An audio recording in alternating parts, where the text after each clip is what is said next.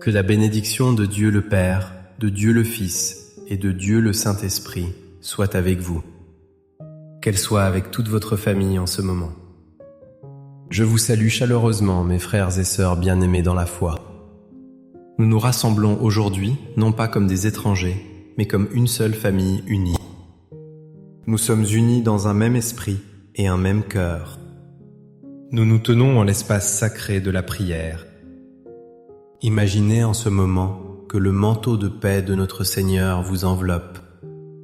Sentez sa chaleur et sa sécurité autour de vos épaules. Visualisez le sceau de sa protection divine apposé sur le seuil de votre maison. Il est placé sur le cœur de chaque membre de votre famille. En cet instant, nous ne sommes pas seulement des auditeurs. Nous sommes des participants actifs dans le royaume des cieux. Nous invitons la présence tangible du Saint-Esprit, qu'il remplisse la pièce où vous vous trouvez, qu'il remplisse votre voiture, votre lieu de travail, votre cœur. Laissez sa présence transformer l'atmosphère autour de vous. Qu'elle passe de l'anxiété à la paix, du doute à la foi. Que la grâce de notre Seigneur Jésus-Christ, l'amour de Dieu le Père et la communion du Saint-Esprit soient avec nous tous. Nous entrons maintenant dans un moment de déclaration et d'autorité spirituelle. Au nom puissant de Jésus-Christ, nous nous levons comme une armée de croyants. Nous prenons position pour nos familles. Nous ne luttons pas contre la chair et le sang. Nous luttons contre les principautés et les puissances des ténèbres.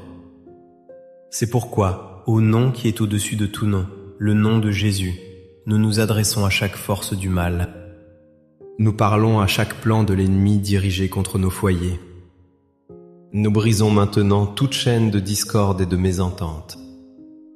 Nous anéantissons l'esprit de division qui cherche à semer le conflit. Nous le commandons de quitter nos relations. Nous le chassons de nos mariages et de nos liens parentaux. Nous déclarons que l'unité du Christ règne dans nos maisons. Nous démolissons tout autel de malédiction ancestrale. Toute parole négative prononcée sur nos lignées est maintenant annulée. Nous la rendons sans effet par la puissance du sang de l'agneau. Nous proclamons la liberté sur nos enfants et les enfants de nos enfants. Nous ordonnons à tout esprit de rébellion, de dépendance et de confusion de relâcher son emprise. Ils doivent partir maintenant au nom de Jésus. Nous couvrons nos fils et nos filles du précieux sang de Jésus. Ils sont protégés, gardés et scellés pour le royaume de Dieu. Leur esprit, leur âme et leur corps sont sanctifiés. Ils appartiennent au Seigneur. Nous proclamons la victoire de la croix sur chaque situation familiale. Là où il y avait des ténèbres, nous déclarons la lumière. Là où il y avait la maladie, nous déclarons la guérison. Là où il y avait le manque, nous déclarons l'abondance de Dieu. Nous proclamons que nos familles sont des phares d'espérance. Elles sont des forteresses de foi et des sanctuaires d'amour. Tout cela pour la gloire de Dieu le Père. Para a glória de Deus, nós já somos uma grande família de oração aqui no YouTube. Gostaria também que você deixasse o seu like, o seu gostei, porque todas as vezes que você faz isso, você está avisando ao YouTube que aquilo que você está vendo e ouvindo é algo bom para você e que ele pode enviar para outras pessoas. Por isso, é muito importante você deixar o seu gostei.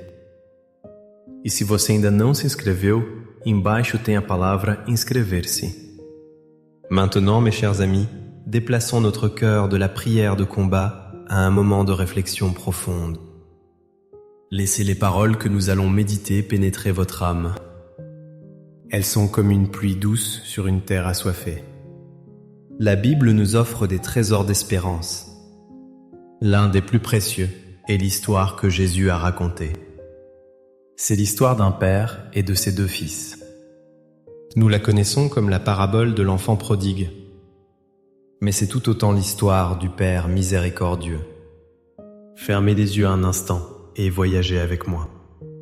Imaginez une maison prospère, rempli de vie et de promesses. Le plus jeune fils s'approche de son père. Son cœur est rempli d'un désir d'indépendance.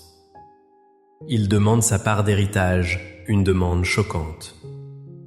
C'était comme dire à son père « Je préférerais que tu sois mort ». Pouvez-vous ressentir la douleur dans le cœur de ce père? Pourtant, avec un amour qui dépasse notre entendement, il accepte. Il divise ses biens et laisse son fils partir. Le père regarde la silhouette de son fils disparaître à l'horizon. Chaque jour qui suit, ce père se tient au même endroit. Il scrute la route, son cœur rempli d'une attente douloureuse. Il espère, il prie, il attend. Il n'abandonne jamais. Pendant ce temps, le fils gaspille tout son héritage. Il vit une vie de débauche dans un pays lointain. Bientôt, une famine frappe le pays. Il se retrouve sans argent, sans amis, sans nourriture. Il est seul, désespéré et affamé. Il finit par travailler pour un fermier nourrissant des porcs. La faim le ronge au point qu'il désire manger leur nourriture. C'est là, dans la saleté et la honte, qu'il revient à la raison. Il se souvient de la maison de son père. Même les serviteurs de son père vivent mieux que lui. Une lueur d'espoir naît dans son cœur brisé. Il prend une décision. Je me lèverai et j'irai vers mon père. Il prépare son discours de repentance. Il ne se sent plus digne d'être appelé un fils. Il espère seulement être accepté comme un simple serviteur. Le voyage de retour est long et rempli de honte. Mais alors qu'il est encore loin, quelque chose d'incroyable se produit. Son père le voit. Ce père qui n'a jamais cessé de regarder. Le cœur du père est rempli de compassion. Il ne reste pas là à attendre. Il court vers son fils. Il oublie sa dignité, il oublie l'offense. Il jette ses bras autour du cou de son fils et l'embrasse. Le fils commence son discours, mais le père ne l'écoute presque pas. Il crie à ses serviteurs « Vite ! Apportez la plus belle robe. Mettez-lui un anneau au doigt et des sandales aux pieds. Amenez le veau gras et tuez-le. Faisons un festin et réjouissons. Car mon fils que voici était mort, et il est revenu à la vie. Il était perdu, et il est retrouvé. » La joie de la réunion éclate dans toute la maison. C'est une image puissante de la restauration et de l'amour. Cette histoire, mes frères et sœurs, est notre histoire. Elle nous enseigne des leçons vitales pour nos propres familles. La première leçon est celle-ci. L'amour de Dieu le Père ne renonce jamais. Peut-être que vous êtes un parent qui attend. Votre cœur est brisé par un enfant qui s'est égaré. Vous avez prié, pleuré et attendu. Cette histoire vous dit, n'abandonnez pas l'espoir. Continuez à scruter l'horizon avec les yeux de la foi. L'amour de notre Père Céleste est plus grand que n'importe quelle distance.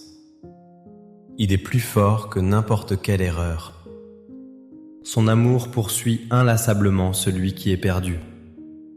La deuxième leçon est qu'il y a toujours un chemin de retour. Peut-être que vous êtes celui qui s'est éloigné. Vous vous sentez indigne, brisé, trop loin pour revenir. La honte et la culpabilité pèsent lourdement sur vous. Écoutez bien, la porte de la maison du Père est toujours ouverte. Il ne vous attend pas avec des reproches, mais avec des bras ouverts. Un seul pas vers lui, et il courra le reste du chemin pour vous rencontrer. Votre identité de fils ou de fille n'est jamais révoquée. Elle est simplement en attente de votre retour. Enfin, la troisième leçon est le pouvoir de la grâce pour restaurer la famille. La robe, l'anneau, les sandales ne sont pas de simples objets. Ils sont des symboles de restauration complète. La robe représente l'honneur retrouvé. L'anneau représente l'autorité et l'appartenance à la famille. Les sandales représentent le statut de fils, pas d'esclave. Le pardon du Père n'était pas partiel. Il a restauré son Fils dans sa pleine position. C'est ainsi que Dieu veut restaurer nos familles. Il veut remplacer la honte par l'honneur. Il veut remplacer la division par l'appartenance. Il veut remplacer l'esclavage du péché par la liberté des enfants de Dieu. Je vous pose cette question. Quel rôle jouez-vous aujourd'hui? Êtes-vous le père qui attend avec amour et patience?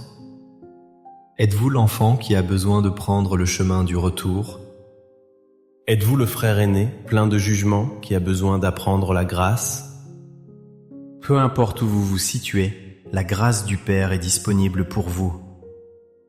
Elle est disponible pour votre famille, ici et maintenant. Cette image du Père qui protège, qui attend et qui restaure nous conduit naturellement au psaume. Ces chants d'Israël sont des prières puissantes pour nos familles. Le psaume 91 est la promesse de protection du Père Céleste pour ses enfants. C'est une déclaration de foi audacieuse contre toute peur et tout danger. Il nous assure que sous ses ailes, nous trouvons un refuge sûr. C'est l'assurance du Père de la parabole qui ouvre sa maison pour protéger son Fils revenu. Le psaume 23, quant à lui, est l'affirmation de la provision et de la conduite du bon berger. Il nous assure que même dans les vallées les plus sombres, il est avec nous. Il prépare une table pour nous, même en présence de nos ennemis. C'est la promesse du festin que le Père a préparé pour célébrer le retour de son Fils. Je vous invite maintenant à fermer les yeux si vous le pouvez. Laissez votre cœur s'ouvrir pour recevoir ces paroles. Ne les écoutez pas seulement avec vos oreilles. Recevez-les comme une onction sur votre vie et votre famille. Proclamez-les avec moi dans votre esprit. Ces promesses sont pour vous aujourd'hui. Lisons maintenant, lentement et solennellement, le psaume 91. Celui qui demeure sous l'abri du Très-Haut repose à l'ombre du Tout-Puissant. Je dis à l'Éternel, mon refuge et ma forteresse, mon Dieu en qui je me confie. Car c'est lui qui te délivre du filet de l'oiseleur, de la peste et de ses ravages. Il te couvrira de ses plumes et tu trouveras un refuge sous ses ailes. Sa fidélité est un bouclier et une cuirasse. Tu ne craindras ni les terreurs de la nuit, ni la flèche qui vole de jour, ni la peste qui marche dans les ténèbres, ni la contagion qui frappe en plein midi. Que 1000 tombent à ton côté et 10 000 à ta droite, tu ne seras pas atteint. De tes yeux seulement tu regarderas et tu verras la rétribution des méchants. Car tu as dit, ô Éternel, tu es mon refuge. Et tu as fait du Très-Haut ta retraite. Aucun malheur ne t'arrivera, aucun fléau n'approchera de ta tente. Car il ordonnera à ses anges de te garder dans toutes tes voies. Ils te porteront sur les mains, de peur que ton pied ne heurte contre une pierre. Tu marcheras sur le lion et sur l'aspic, tu fouleras le lionceau et le dragon. Puisqu'il m'aime, je le délivrerai. Je le protégerai, puisqu'il connaît mon nom. Il m'invoquera et je lui répondrai. Je serai avec lui dans la détresse. Je le délivrerai et je le glorifierai. Je le rassasierai de longs jours et je lui ferai voir mon salut. Père céleste, inspiré par ta parole et touché par ton amour, nous venons maintenant à toi. Nous venons avec audace et humilité devant ton trône de grâce. Nous élevons chaque famille qui écoute cette prière. Nous te demandons, Père, au nom de Jésus, de manifester ta puissance restauratrice. Pour chaque parent dont le cœur est lourd pour un enfant égaré, nous prions maintenant. Nous prions comme le Père de la parabole a attendu. Nous te demandons de placer dans le cœur de ces fils et filles un profond désir de revenir. Brise leur orgueil, ouvre leurs yeux spirituels. Montre-leur le vide de leur vie loin de toi et de leur famille. Fais en sorte qu'ils reviennent à eux-mêmes et prennent le chemin du retour. Nous prions pour une vague de retour prodigue dans ton Église. Pour les couples qui luttent, qui sont au bord de la rupture, nous prions pour la guérison. Seigneur Jésus, toi qui as transformé l'eau en vin, nous te demandons de transformer leurs relations. Là où l'amour s'est refroidi, ravive la flamme. Là où la communication est rompue, restaure le dialogue. Là où la confiance a été trahie, apporte le pardon et la guérison. Que leurs foyers, fondés sur toi, deviennent des forteresses d'amour. Nous prions pour la réconciliation entre les membres de la famille, entre parents et enfants, entre frères et sœurs. Là où il y a eu des blessures, des paroles dures, de l'amertume, nous libérons ton baume de guérison. Que l'esprit de pardon, comme celui du Père, coule puissamment. Qu'il lave des années de douleur et de ressentiment. Nous brisons les murs de silence et d'éloignement au nom de Jésus. Père, en accord avec le psaume 23, nous prions pour ta provision divine. Pour chaque famille confrontée à des difficultés financières, nous déclarons que tu es Jéhovah Jireh, notre pourvoyeur. Ouvre les écluses des cieux. Pourvois leurs besoins selon ta richesse dans la gloire. Donne-leur la sagesse pour gérer leurs finances. Fais-les prospérer, même au milieu de la famine.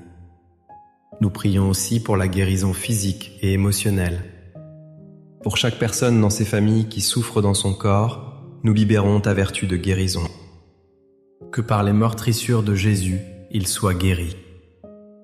Pour ceux qui luttent contre l'anxiété, la dépression, la peur, nous prions pour ta paix parfaite. Que ta joie soit leur force. Seigneur, nous voulons maintenant faire une pause et intercéder personnellement.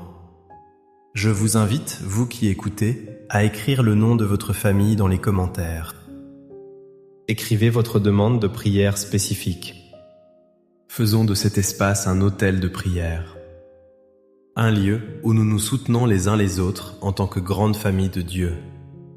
Père, regarde chaque nom écrit. Tu connais chaque cœur, chaque larme, chaque besoin.